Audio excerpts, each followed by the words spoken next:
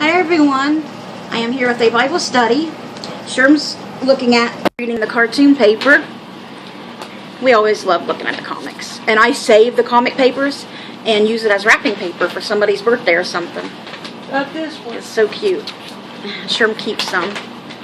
I just actually used the last one we had to wrap up my niece's boyfriend's birthday present. He's turning 20 on the 17th, which is tomorrow. I'll have to be sure and call. I sent him a card and a gift. Hopefully he'll get it tomorrow. Okay, so today's Bible study, Matthew. We will read Matthew chapter 13, verse 45 through 46, and then what I'll do, like always, is read the whole chapter 13 of Matthew. But the verse they want us to focus on today, again, the kingdom of heaven is like a merchant in search of fine pearls, who on finding one pearl of great value, went and sold all he had and bought it. Now, this section is mostly the parables of Jesus, because you know Jesus spoke in parables when he told them things, and great parables they are, great parables. Let's see here. 13 is, we got the parable of the mustard seed. We had the parable of the hidden treasure, the pearl, the parable of the net, and the prophet without honor. It's good. The parable of the weeds, and the parable of the sower. A lot of good parables. So we'll be hearing all of them. So let's get started here. Chapter 13 of Matthew, if you'd like to follow along. That same day, Jesus went out of the house and sat by the lake. Such large crowds gathered around him that he got into a boat and sat in it, while all the people stood on the shore. Then he told them many things in parables, saying, here's the parable of the sower. A farmer went out to sow his seed. As he was scattering the seed, some fell along the path, and the birds came and ate it up. Some fell on rocky places, where it did not have much soil.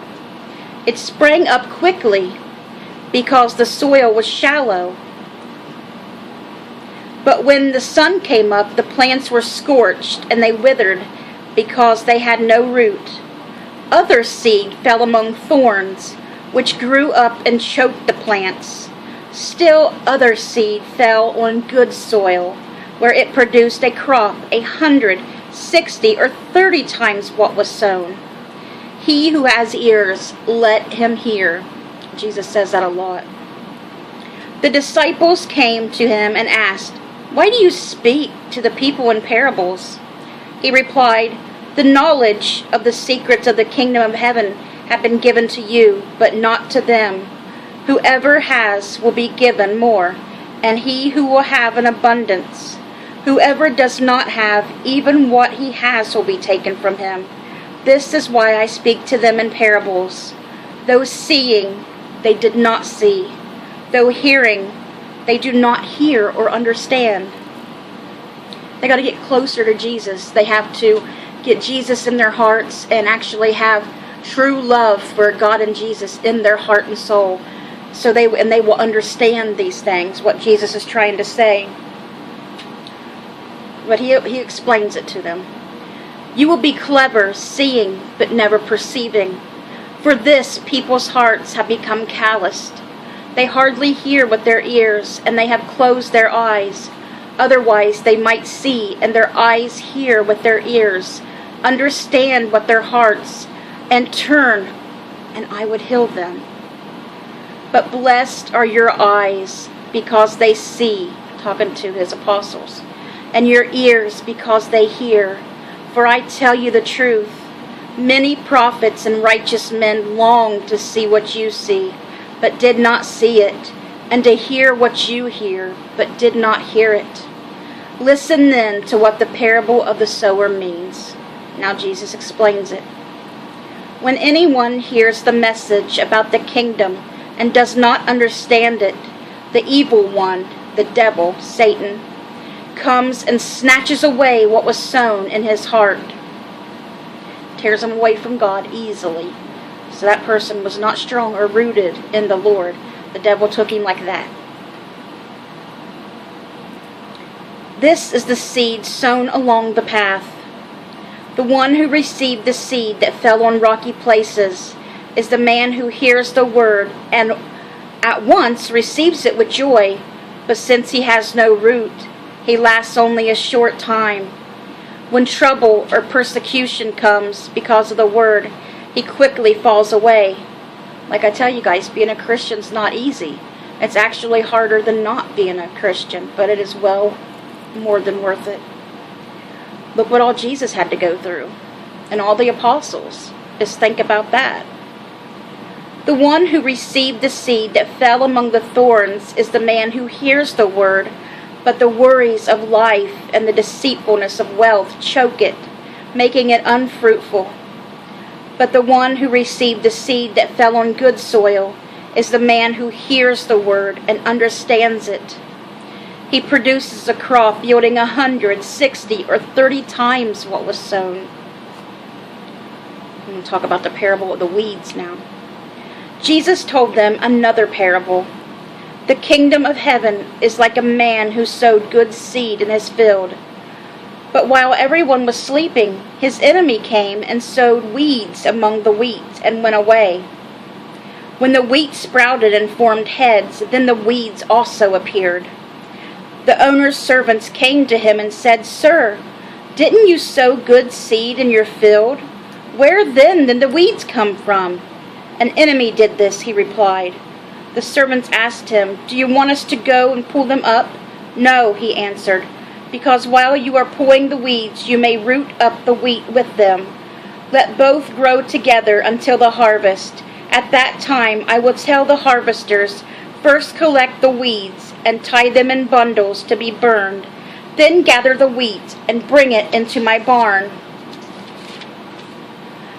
Now we're going to talk about the parable of the mustard seed. This is a well-known one, and the yeast. He told them another parable. The kingdom of heaven is like a mustard seed, which a man took and planted in his field, though it is the smallest of all seeds. It is the smallest of all seeds, yet when it grows, it is the largest garden plants and becomes a tree, so that birds in the air can come and perch in its branches. He told them still another parable. The kingdom of heaven is like yeast that a woman took and mixed into a large amount of flour until it worked all through the dough. Jesus spoke all these things to the crowd in parables. He did not say anything to them without using a parable. So was fulfilled what was spoken through the prophet. "I will open my mouth in parables. I will utter things hidden since the creation of the world." The parable of the weeds explained.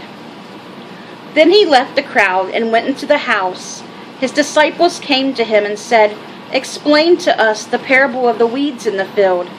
He answered, "The one who sowed the good seed is the Son of Man." That's Jesus. "The field is the world, and the good seed stands for the sons of the kingdom. The weeds are the sons of the evil one, Satan, the people who follow Satan. And the enemy who sows them is the devil. The harvest is the end of the age, and the harvesters are angels." Because you know when the end comes, it's not going to be pretty. There's going to be a lot of hurt, a lot of death, a lot of battle. As the weeds are pulled up and burned in the fire, so it will be at the end of the age. The Son of Man will send out his angels, and they will weed out his kingdom, everything that causes sin, and all who do evil. They will throw them into the fiery furnace, where there will be weeping and gnashing of teeth. Then the righteous will shine like the sun in the kingdom of their Father. He who has ears, let them hear. Now we're going to hear about the parable of the pearl, which is what was here in our devotion today. The kingdom of heaven is like treasure hidden in a field. When a man found it, he hid it again. and then in his joy went and sold all he had and bought that field. Again, the kingdom of heaven is like a merchant looking for fine pearls. When he found one of great value, he went away and sold everything he had and bought it. Parable of the net. Once again, the kingdom of heaven is like a net that was let down into the lake and caught all kinds of fish. When it was full, the fishermen pulled it up on the shore. Then they sat down and collected the good fish in baskets, but threw the bad away. This is how it will be at the end of the age. The angels will come and separate the wicked from the righteous and throw them into the fiery furnace, where there will be weeping and gnashing of teeth. Have you understood all these things? Jesus asked. Yes, they replied. He said to them, therefore, every teacher of the law who has been instructed about the kingdom of heaven is like the owner of a house who brings out of his storeroom new treasures as well as old. And we're going to end it with a prophet without honor. And I love this. And it is so true. All these parables are. When Jesus had finished these parables, he moved on from there. Coming to his hometown, he began teach. That would have been Nazareth. Coming to his hometown, he began teaching the people in their synagogue, and they were amazed. Where did this man get this wisdom and these miraculous powers? They asked. Isn't this the carpenter's son? Isn't his mother's name Mary? And aren't his brothers James, Joseph, Simon, and Judas? Aren't all his sisters with us? Where then did this man get all these things? And they took offense at him. But Jesus said to them, only in his hometown and in his own house is a prophet without honor. And he did not do many miracles there because of their lack of faith. So true. Okay, guys, so we are going to stop with that there. And now we are going to read our devotion that goes along with this. And this one is by Sharon Hink. Our son's daughter-in-law, 2 grandchildren, and their dog all moved in with us this week. That'd be a very big change for everyone. We are thrilled to have this close-up time with them for a year while our son finishes his studies at a local seminary. My mom wouldn't even allow that, not alone enjoy it. True. In our daily interactions, I've noticed what diligent parents they are. They are concerned with child-proofing the house, with setting up crib sensors and monitors, with using non-chemical cleaners, with providing organic food. They have also studied various approaches to parenting and are incredibly patient with the children. That's one thing you really should have if you're going to have children, is a lot of patience, because you will need it. All of this reflects that their children are precious pearls. Like King Henry said of his first daughter that was alive, Mary. He said, "You are my pearl to the world." This morning, as I read about the pearl of great value, I thought about what it would look like if I viewed the kingdom of heaven as precious and valuable in a similar way. Would I take more thought and care in fostering a healthy environment for my faith? Would I diligently create protections against things that could endanger my walk with Jesus? Would I show patience in watching the kingdom unfold in fullness, both in human history and my personal life?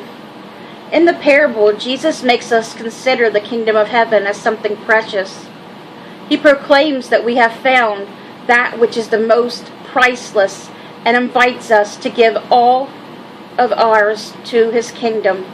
You don't need to feel overwhelmed by this challenge, because Jesus doesn't leave us alone to care for and protect our faith. As he cherishes us, he teaches us how to value his kingdom and changes our hearts to understand what is important. That is so true. Yes, he does. That's why you have to stay strong and read Jesus' word every day and get closer, and it'll make you closer and closer to him. He will become not just Jesus like when you start out, Jesus, he's God's Son. He won't just become that man to you. He will become your Lord, your Savior, your brother, your best friend. And then that's when you know your faith is strong and that you truly love the Lord, when He is your best friend and brother, Lord and Savior. Now what I want you guys to do tonight is this. For the weekend, here's your homework for the weekend. List a few ways you care for what is most precious to you. Apply some of those to nurturing the kingdom of heaven in your heart today. I want you to make a list of what's most important to you, and then picture how you can use those things. Think about it. Write down how you can use those things that are most precious to you to honor God. There's so many ways you can honor God in small ways. You just don't even think about them. So that is your homework for this weekend. And I hope you guys enjoyed the Bible reading. Bye.